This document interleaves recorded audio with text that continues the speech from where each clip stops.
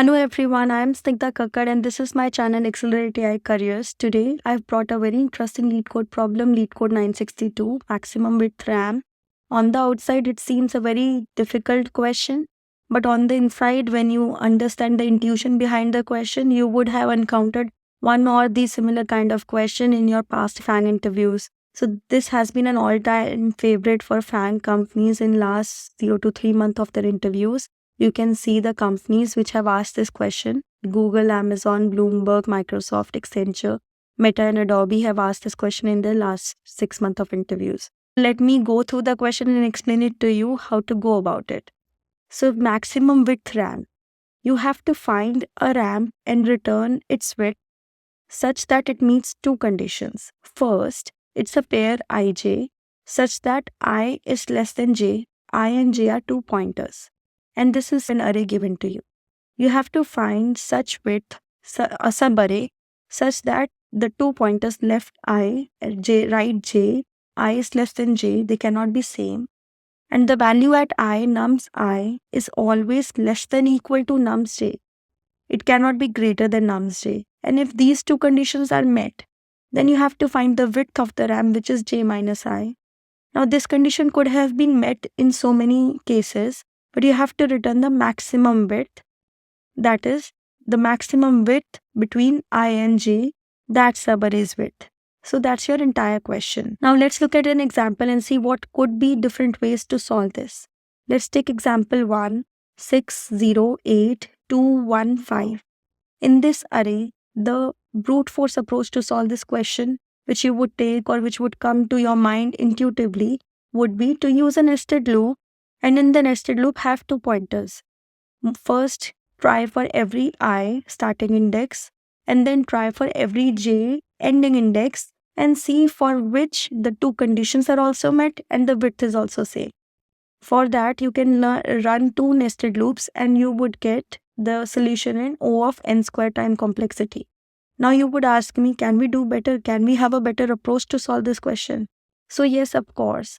And there is a very common approach which can be used to solve this question, and that is sliding window approach or 2-pointer approach. And to do that, I would take a left pointer starting with I equal to 0, and I would take a right pointer starting with j equal to 1 because I and j cannot be same. And then for every pointer's values, I would check if the conditions are being met first, and then I would compute j minus I, which is length of the subarray, that length of subarray minus 1 actually, and I would keep on updating my result. And this I would do every time until my right pointer reaches until the end of the array, and then I would try it for every I. Now you would ask me, is there a possibility that I can rule out certain nums i's, that certain values in the left pointer for which there is nothing greater than them in the right? So for them, this condition will never be met that nums I would be less than equal to nums j. So can I rule out some of those things? Is there a way? So yes, there is. For that, you have to use some additional space. O of n space complexity would be there. You will use an array of the same size as the array of input, and you would keep max right values there, similar to this shown in the example here. So say suppose I took this array which is from example 1 and I took a 6 space array for max right, and I will call it max right array, and I will start in reversed order. So nothing would be greater than 5 because there is nothing to the right of it, so I will put 5 here. Now between 1 and 5 the max would be 5, so I have put 5 here. Between 2, 1 and 5 max would be 5, so kept 5 here. Between 8, 2, 1 and 5 max is 8. So it gets updated, I keep 8 here. And then between 0, 8, 2, 1 and 5 max is 8. Again between max of all max is 8. So now when I start from the loop, my I is 0, my j is 1. And I check that for 6 max right is 8. So there is at least one number which is greater than 6 and I can run the loop. Then I check for j equal to 1 nums j is 0, which is less than 6. So the condition is not met. So I will move and my j will become 2. In that case, my nums j is 8 and 8 minus 6 is 2. So my width gets updated to j minus I, which is 2 minus 0, second pointer minus 0th pointer. Remember, you are more interested in the width, which is j minus I, and not actual values. Actual values you are just using to check the condition. And 2 minus 0, so width is 2. So that max width will get updated and will update the result. Similar way, you will keep on moving j till the end of the array and keep on updating the result here. The same thing you will do to check for I equal to 1 and then j equal to 2 onwards. And that's how we'll go about it, and finally we'll return the result. That's your entire concept behind this question. There is no difficult way to solve this question. It's very easy. The time complexity would be O of L in this case because you are running the loop once and you are using max right to rule out certain i's for which you don't need to run it. And your space complexity would also be O of N because you're using additional array to store max right. Now let's start coding it and it will help you learn better. So I'll first initialize my max right array and I'll initialize it with all the zeros, and the number of zeros would be equal to the length of the actual array given to us. So length of now. Now I will initialize my I pointer. So I will be working in reversed order to update max right like I did it in this example. I started with 5 here because for my 5 gauging max is easier. There is nothing to the right of it, so max would be 5. So I will start from the reverse side. So my pointer here I would be length of nums minus 1 because I have to compute max right.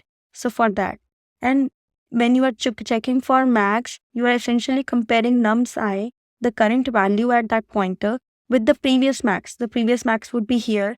In case of this 5, the previous max is null. So I will update previous max and I'll initialize it with 0. Now I will run for n in reversed because I'm running the loop in reverse to update the max right array. So for n in reversed nums, and I'll write max right I and I'll update all the values here. This would be max of current value. Current value would be n and previous max. Previous max for this 5 would be 0 and then it will keep on getting updated. So this way your max right array would be defined. But don't forget you have to update your previous max for every time. So previous max gets updated to this max right value. So every time you compute this max right, you also update your previous max. Because say suppose for this 5, your previous max is 0. So between your 5 and previous max, current value is 5, previous max is 0, your max is 5. So you update your previous max to 5 now. Then between previous max 5 and your current value 1, your previous max is more, so your max right would be 5. That's how you keep on updating your previous max and you keep on updating your max right. And don't forget you have to decrement I pointer as well since you are learning the loop in reversed order. So this is your entire code to update your max right array. Once your max right array is defined, you initialize your result value with 0. You initialize your left pointer with 0. I can take L as left pointer. And you can also initialize your right pointer in the loop for R in range length of num. So you will run the loop for the entire array for right pointer. And then you will check whether your condition is being met or not. So while nums left is greater than nums right, while nums left is greater than max right R, in that scenario, when your nums left, that is current value, is already greater than your max right value, in that scenario, there is nothing greater than that nums L value that is going to come towards right. So you can rule that number out. So you will increment your left pointer. If that is not the case, you will update your result, which would be max of current result, and the width is right minus left. So this ways you will keep on computing your width, which is right pointer minus left pointer, and you will take max between current max width and right minus left. That's what I'm doing. And finally, you can return the result. This is your entire code. Let me clean this up. This is your entire code. Let me run it. And it's accepted, as you can see. Let's submit. As you can see, our solution is doing really well here. So if you have a better approach than this, please post it in the comments. I would love to learn from you. If you like my way of approaching the problem of solving this question, Then also mention in the comments, let me know your positive as well as negative feedback. It keeps me encouraged to make one LeetCode video solution every day. And if you like my way of solving problems, subscribe to my channel to get your notifications for your daily LeetCode challenge. Thank you for watching this video.